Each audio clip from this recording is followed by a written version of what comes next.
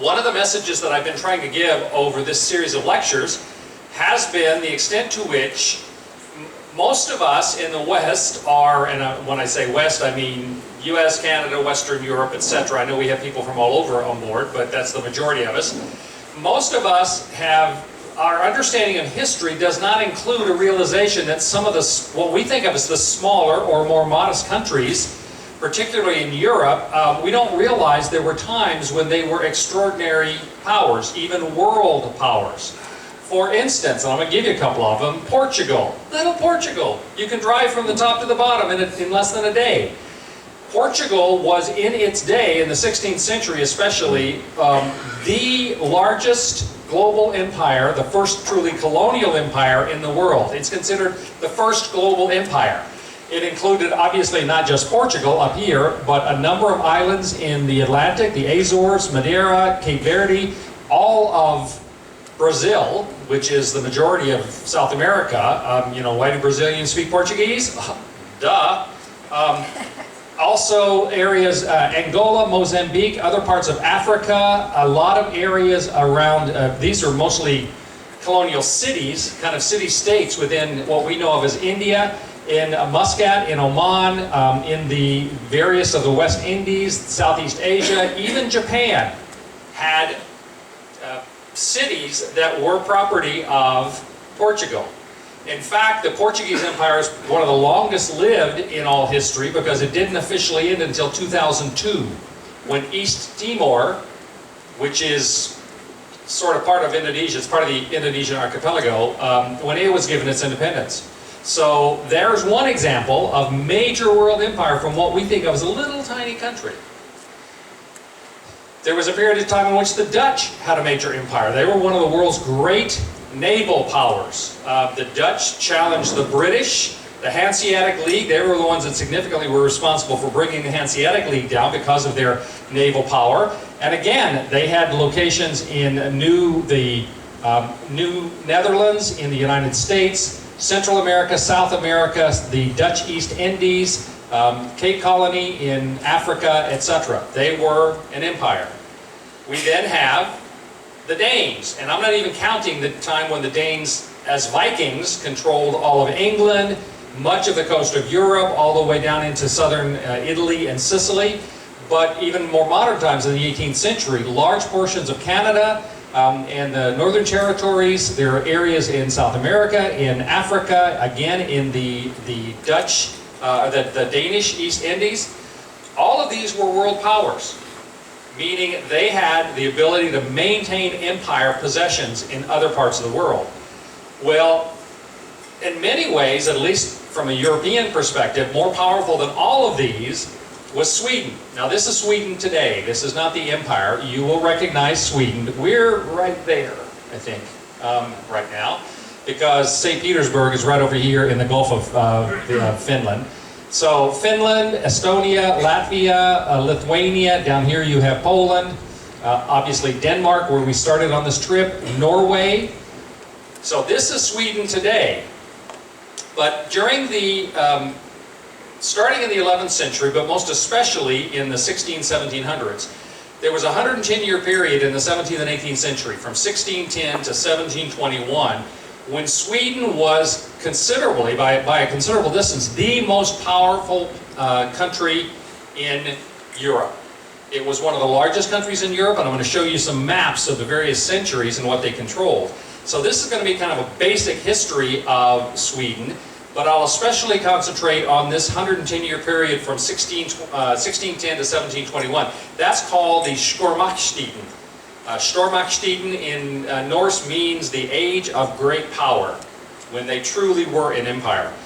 For most of us, when we think about Sweden, we think, you know, anything Swedish. We think meatballs, smorgasbords, the Swedish chef, you know the Swedish chef, right? Maybe Ingrid Bergman, ABBA, Absolute Vodka, and Volvo's relaxing massage. None of those give us the sense of the real power that was the Swedish Empire. And I'll start out in what's considered the modern age for Sweden. Sweden had been part of what was called the Kalmar Union, which is reflected up here.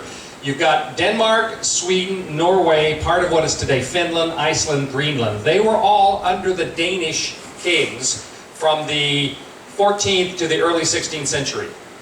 And yet there was always a movement, especially in Sweden, for independence. And then in the 1500s, the mid-1500s, a guy named Gustav Vasa, who was Swedish, comes in and he does two significant things. One, he declares Sweden's independence and declares himself king along the way, but he's accepted as that. And the second thing he does is he was a Lutheran. And so he broke the relationship between Sweden and the papacy, so that the Roman Catholicism no longer had authority there, and this is one of the reasons later that Sweden gets involved in the 30 Years' War on the Protestant side against the Catholics. But Gustav Vasa, in fact, this image down here, this is him in the robe, and this represents, the woman in orange represents the Catholic Church. That Gustav Vasa was responsible for capturing, if you will, metaphorically speaking, the Catholic Church, and putting her on trial and finding them guilty and declaring that this is now a Protestant, specifically a Lutheran country. So when he became King of Sweden, he began the process not only for them to be independent, but also for them as a Protestant power to begin to take authority in other areas, especially initially in Scandinavia. This map reflects, the dark green reflects the part that Gustav Vasa was responsible for, and then other, descending colors of green down into Saxony and Pomerania areas here were, as they grew in authority and grew in power, they took more and more property. So this takes us up into the 1600s, but the real, and this is the royal crest and the flag, of course, of Sweden, but the real event was the coming of the king, who is known as Gustavus Adolphus. Gustavus Adolphus. It's Gustav Adolf frequently, but they Latinized most of the names back then. And just prior to the 30 Years' War, he became the king of Sweden. Again, by this time, Sweden is completely Protestant, it is completely Lutheran, and they had become a significant world power. This map gives you an idea that during Gustavus Adolphus's reign, the dark blue are the areas that were formally part of the nation of Sweden. And as you can see, it includes part of Norway, all of what we think of as Finland, and part of the Baltic republics. We call them the Baltic republics, as well as some area down here still in Saxony. But all of the lighter blue areas were the countries that they controlled, even though they had not officially declared that they were part of the nation of Sweden. Now, you can see they were all the way down to the Black Sea. They controlled all of what we think of, well, almost all of what we think of as Germany. This is the Holy Roman Empire. Over here is Russia, and I'll show you a couple of other maps. There was a period of time in which the power of Sweden and Poland between them prevented Russia from having access to any warm water ports. The only ports they had access to were in the far north, which were frozen in 9 months of the year or so. And so this became a huge issue. Access to warm water for the nations in this part of the world were very, very important. But during this time, basically, Sweden takes over control of the entire Baltic Sea. And if you were at my earlier lecture, the first lecture I did on the Hanseatic League, you will remember that the Baltic Sea then, and even today, is one of the most important shipping lanes in the world. This is the reason when you look out the windows, you will see a lot of ships traveling through the Baltic. The Hanseatic League became a world power by controlling the Baltic Sea. Well, when Sweden comes along, they are controlling everything all the way around the Baltic. And in doing so, they become, in terms of power over areas, not necessarily what they declared as being part of their country, but they controlled the largest area of any country in Europe. And they were the strongest military power during that time.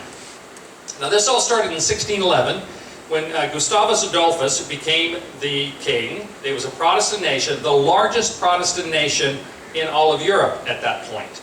And this is why during the 30 Years' War, this area right in here is, as you will remember from the talk on the 30 Years' War, this was the Holy Roman Empire. And in opposition to the growth of Lutheranism in Germany, which was the largest section of the Holy Roman Empire, they formed the Catholic League. And they went to war to try to prevent the spread of Protestantism. And at first they were quite successful. But then, after Gustavus Adolphus comes along, and the 30 Years' War starts in 1618, shortly thereafter he invades continental Europe. They land here in the north, and he ends up marching his army the whole length of the Holy Roman Empire, all the way down to the south. He wins numerous victories. He later on, when the Catholic forces get assistance from Spain and elsewhere, he ends up losing some battles. But for the most part, they ended up being victorious during all of that. So that during the 17th century, they not only were responsible for Protestant victories in the 30 Years' War, but also, following that, under Gustavus Adolphus, they won wars against Denmark, against Russia, and against Poland. Now this is a time, I said they were the largest Protestant country in Europe, this was a time when they only had 1 million people in Sweden. Because Sweden, like most of the Scandinavian countries, most of the territory that people live in is along the coastline because it's quite mountainous. And so with only 1 million people, they're conquering Russia, which by this time, and then this is shortly before Peter the Great, I'll get to it in just a second, much larger in terms of population, much larger in terms of territory, but not nearly as powerful. And so by conquering all of the Baltic region, by defeating the great powers, Denmark was a great power at that point, defeating Denmark, Russia, Poland, it became one of the wealthiest empires in the world as well, because they controlled all of the Baltic Sea flow of grain, iron, copper, timber, tar, hemp, furs, all of the things that they had been benefiting from. And before Gustavus Adolphus came along, his predecessor, Gustav Vasa, that I said declared himself king and converted the country to Lutheranism in the first place, he had thrown out the Hanseatic merchants in the 1500s. He had gotten rid of them because they had monopolized the business in Sweden. So the Hanseatic League was no longer a player. And with Gustavus Adolphus coming along and winning victories in all these areas, it became economically as well as militarily and religiously the most powerful country in all of Europe. After the death of Gustavus Adolphus in 1632, there's a rise of a period of time in which nobility in Sweden take over and they're running the country, and one of the things they were trying to do, which was common in countries, was reduce the power of the monarchy so that the power of the nobility would be greater. There's always been that seesaw. This is why King John was forced to sign the Magna Carta in England, because the nobles wanted to know they had as much authority as the king did. This is the reason why a lot of the different wars that we had in Britain were over how much authority. You know, the Civil War, where Charles I got his head lopped off in England, was because he wanted to be the absolute authority and Parliament didn't want him to. So there's always been those kinds of struggles. But after the victories of the 30 Years' War and the death of Gustavus Adolphus, then in 1658, they fight what's called the Second Northern War. The First Northern War was when they defeated Denmark and had really become, after the 30 Years' War, a great power. But in the Second Northern War, they completely neutralized Denmark as a power and controlled all of Denmark, all of the Danish possessions overseas, and it looked as though they were set up for a very long time, that Sweden was going to continue as a major world power. When you get into the early days of the 18th century, this is the Swedish Empire. All of Denmark, the northern part of what we think of as Germany, which they had taken over after the 30 Years' War, all of Finland, the Baltic republics, and much of Russia. Now you will notice, Russia is not touching on the Black Sea at this point. They do not have access to a warm water port. This was a huge issue for them. As an aside, I will mention that the soldiers of Sweden were unlike most of the armies that existed in this time period. They were called the Karelians because after Gustavus Adolphus, the king was King Karl, so the Karelians were the elite Swedish soldiers. They had developed very unique approaches to fighting military. This is back when everybody used muskets. And I could tell you stories of the Napoleonic War, how Napoleon defeated every country in Europe except, later on Russia beat him too, but except for the British because of different tactics. They were developing new tactics. Well, they developed a unique tactic amongst the Swedish Karelians, and that is they all use muskets. Well, a musket is horribly inaccurate. You know, if you're more than 50 paces away, you're not likely to hit somebody with one. Because they didn't have rifling. Later on they developed a way to spin the bullets so that they're more accurate, but you don't want to get into all that. The idea was that you fire your musket once, and then it takes you 30 or 40 seconds, if you're really good, to reload a musket. Which meant all that time the other guy's shooting at you. And so the Karelians, the military of the Swedish, developed an approach. They would, very disciplined. They were the discipline of the Swedish Army was known to be superior to almost any other army in the world. They would march in line toward the other army, even though they were being shot at, and there were cannons and there's musket fire and everything else. They would stay disciplined. They would get close enough that they thought they could be effective with the muskets. Then they would all, at one time, fire their muskets and then charge with, at first they used pikes, you know, long spears. Then later on they used bayonets on their, and this was very effective. Other military, like the French, used these big square columns that they marched forward, and the only people who could actually shoot were the ones in the front row and the ones on the sides. But it scared everybody to death. Napoleon's forces beat almost everybody in Europe except the British, because even though they lost a lot of soldiers, they were able to scare everybody. Well, the Swedish were very, very effective. They were very disciplined in using this approach. It's also true that they were all very religious. The Swedish military was, to be in the Swedish military, you had to be a confirmed Lutheran Christian. And their role in the military was considered an act of faith. They believed that the King of Sweden was God's own messenger, that they could not be defeated, and that if they ended up needing to retreat, they were simply withdrawing in order to regroup and attack in a different way. They were, as I say, very disciplined. Most of the armies in those days were mercenary armies. And this ended up being true for the Swedish later on, and they ran into problems. But the Karelians, both because of their discipline and because of their religious faith, they did not commit crimes against civilians. No raping, no looting at all, no stealing. And in fact, the discipline was such and was harsh that if they were found guilty of looting or raping or falling asleep on duty or deserting or anything else, there was only one punishment. They were executed in front of the other soldiers. So that tended to reinforce the discipline part of it. But they were an extraordinary military force. And even when they were in a later war against the Russians, when they were horribly stricken by disease and by being frozen and not having anything to eat, they still maintained their discipline. So that was one of the reasons that the Swedish were so effective as a military force, even though population-wise they were nowhere near as large as some of the other countries. This is sort of where Russia and the other countries get their comeuppance against Sweden. Charles XII of Sweden, his ancestors after Gustavus Adolphus, Karl IX, or Charles, same thing. Karl IX, the 10th, the 11th, we get to Charles XII. He was quite young when he is made king, and the people that they had been defeating, particularly Russia and Poland, which were two of the other significant powers, they decided, and Prussia too, they decided that while this new young king was in position, that was the time for them to strike back. And so, for Sweden, you have Charles XII, you have Peter I of Russia, who is known as Peter the Great. All right, if you went to Peterhof, you went to his house. Okay, that was his crib. So Peter the Great is the one who really established the empire of Russia. He's the one that's seen as starting it all, even though he wasn't the first even of the Romanovs.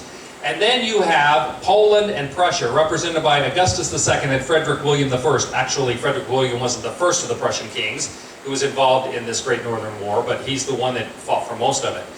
Now, this was from 1700 to 1721, 21-year war. We're used to wars lasting 2 or 3 years at the most. I mean, Vietnam was considered a very long war, but when you think about the fact that there was the 100 Years' War lasted 116 years, the 30 Years' War, this is a 21-year war. And in this case, At first, when the Russians and the Polish and the Prussians attacked Sweden, this young new emperor, Charles XII of Sweden, at first is terrifically successful. He defeats the Russian military. In fact, he causes the Prussians and the Polish to resign the field. I mean, and they quit. They say, okay, you won, we surrender. Only later, when the Russian military starts gaining advantage again, and they win some victories over the Swedish, then the Prussians and the Poles decide, oh, wait, we still want to fight, okay? We still want to be on this side because we do want to see Sweden defeated. And so this began in 1700, right at the start of the 18th century. And eventually, the Russians, along with support from the Polish and the Prussians, Prussian, they end up winning a decisive battle at Poltava against the Swedish. And in fact, a significant number of the Swedes are captured, which is something that for many, many years would never happen to the Karelians. They considered being captured as being a sign of weakness on their part, okay, because they were so disciplined. Well, when Peter the Great, when he wins the Battle of Poltava, then Charles XII from Sweden retreats into the Ottoman Empire, which reaches up into this area around the Black Sea, because he's cut off from Sweden. He can't get back home. So they go into the Ottoman Empire, and Charles XII, with what's left of his army, is there for quite a while, and he refuses to leave until the Ottoman Empire agrees to help him fight back against the Russians. Finally, in order to get rid of this guy and his army, they agree that they will support him. They march back up, and they actually defeat the Russians in one battle. But then the Ottomans go, we're out. That's enough. We're done. It's up to you from now on. Well, at that point, unfortunately, the Swedish army had lost its discipline, and they were one of the terrible armies that were raping and pillaging and stealing and destroying property and things like that, which meant nobody else wanted to support them anymore. And eventually, when Charles got back home, Sweden had been invaded by other countries by that point. They were not able to reestablish his authority. He ended up dying in 1718, and all of the other Allied powers, and by this time, Great Britain had joined them. They all sided against Sweden. All of the other powers around them, including Great Britain, decided that we are not going to let Sweden be a power anymore.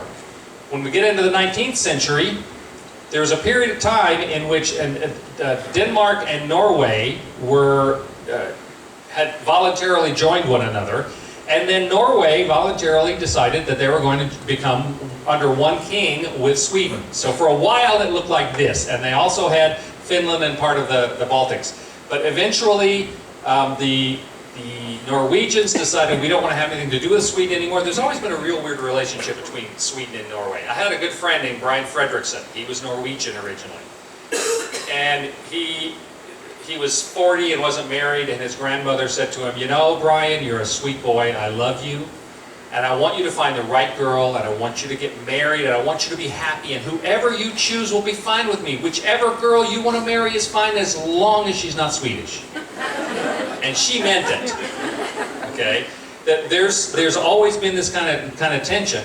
Well, in the early 1800s, one of the former generals of Napoleon ends up, after the death of Charles XII and failure by some of the kings, a general named Jean-Baptiste Bernadotte is named the new crown prince of Sweden.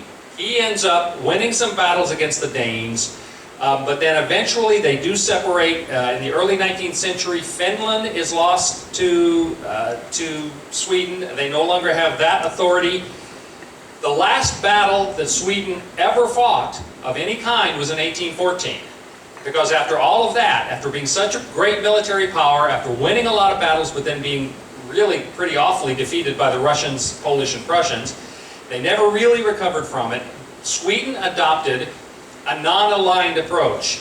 They are non-aligned in peacetime and neutral in wartime, and they have been ever since 1814. They did not pick sides in the First World War. They did not pick sides in the Second World War.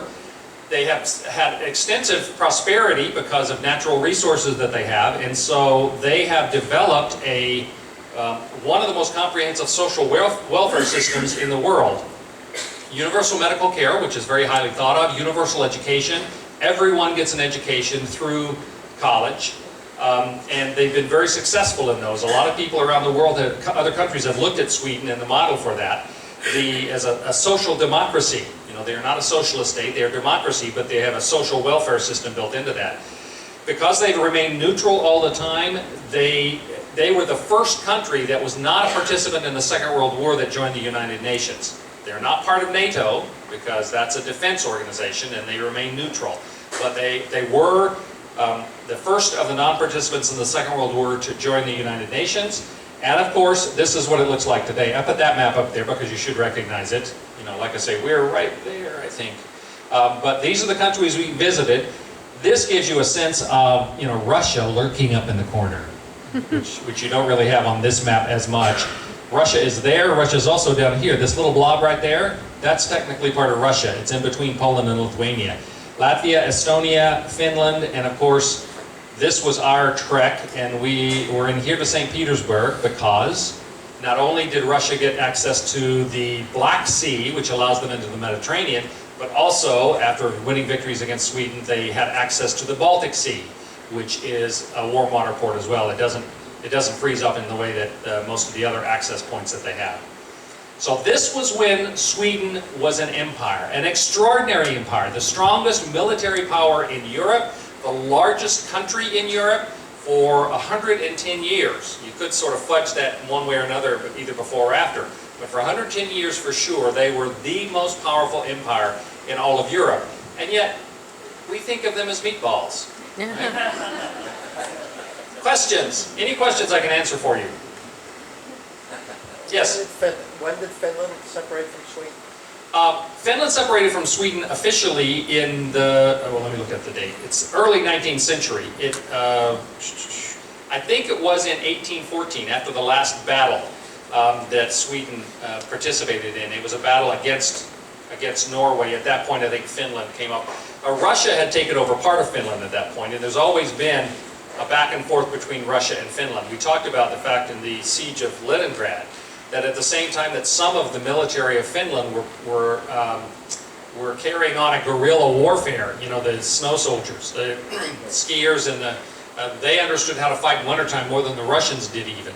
And while they were fighting against them, the majority of the Finnish army joined with the Nazis to fight against the Russians. I'm sorry, I said a Russian a second ago, I meant the Germans. They didn't understand how to fight in the same way the Finnish did. So the Finnish, some of them were fighting against Germany, some of them joined them in going against Russia, because there's always been tension between Russia and Finland. In fact, one of the reasons that Hitler ended up breaking his agreement with Stalin and launching Operation Barbarossa to conquer Russia is because Russia was considering attacking Finland again. They had tried it earlier and it had not worked. And so they were thinking about going in there. But at that point, Finland was allied technically with Germany. And so Hitler didn't like that. And that's one of the reasons he went back to war. But the short answer to your question was around 1814, somewhere right in there, that they separated from Sweden. Other questions? Back in the back, yes? How did it work during the two world wars that Sweden stayed neutral? I mean, How did they stay neutral? make some concessions, I mean, expect Russia or Germany, Yeah, how did Sweden stay neutral? Both Sweden and Switzerland, two of the Western European nations that declared their neutrality, and for the most part it was respected. I mean, there were a few like around the edges where there were a few concessions made to either side, but for the most part, even Germany accepted, because they weren't fighting against them. They said, you stay out of it and we'll pretty much leave you alone. The same thing was true with Switzerland, even though Austria right next door was one of the first countries that was conquered by the Germans. So technical, you know, the official neutrality declaration that they made very early on was respected by both sides. And again, I'm sure there were incursions that were unpleasant, but yeah. Yes? Can you explain that piece about Russia and Lithuania? Why is it separated from how does that work? Well, how does that work? Yeah, it doesn't technically belong to any of the Baltic republics, and it's part of what originally was the Russian Empire, and so it remained part of Russia. During the 30 Years' War, I showed you a map where there were all kinds of countries that had bits and pieces that were separated from one another. So it has not been that uncommon in Europe for that to be the case. And you know, we even have that in the United States. We have an area called Point Roberts, that you have to go through Canada to get to. And it's a very similar thing. There is this little section of Russia down here, south of Lithuania. It's between Poland and Lithuania. So obviously there was a time during the Soviet period that all of that was considered part of the Soviet Union. Poland was, or at least the Eastern Bloc. And yet, when the other countries gained their independence, that remained as part of Russia. Okay? Any other questions? Yes? Does Sweden have any sort of military establishment, even though it's a neutral country? It does have military. In fact, interestingly enough, Sweden has been known for its weapons development. They have created some some weapons that they sell around the world. That's a market that they have, in addition to Volvos and whatnot. So yes, they do have a military, but it's not much. And the reason they have some military is because they're not a part of NATO. They're not aligned with either side of any conflict, which means if they ever get attacked, they're on their own. The reason most of the countries joined NATO or have joined other alliances is because the assurance then is if you ever get attacked by an overwhelmingly more powerful power, like Russia was the big concern when NATO was formed, or the Soviet Union then the other country will come to your assistance. Well, Sweden is not aligned with any other countries, and so there are probably Western nations, Britain, the US, others, would probably want to come to their aid, but officially they don't have any agreements for that, since they're not aligned. And so they do have something of a military in order to be able to defend themselves, but it's not much. I mean, they would not be able to withstand against a world power right now. Any other questions? Yes? Did Sweden pull troops from the lands they conquered? And if so, how did that create ideological conflicts since they were prevented others? So did they pull troops from other lands they conquered, and did that create ideological conflicts? Initially, they did not. In fact, they didn't, like I said, they didn't use any mercenaries early on, like in the 30 Years' War. The Karelian troops were all Swedish Lutherans, and they were both convicted in their religious belief that they were fighting, because they saw it as a religious war. They thought they were fighting on God's side against those that would try to suppress their faith. And they maintained that discipline. Later on, when the Ottomans are fighting for them, when Charles XII goes down into the Ottoman Empire and then comes back and finally convinces them to help him fight against Peter of Russia, then they were using some mercenaries and things, and it showed. Their military was not well disciplined. They did the same kind of horrible things that all the other armies did during the 30 Years' War, and as a result, they lost any support that they'd had from other countries, and Sweden was invaded in several different directions because of that.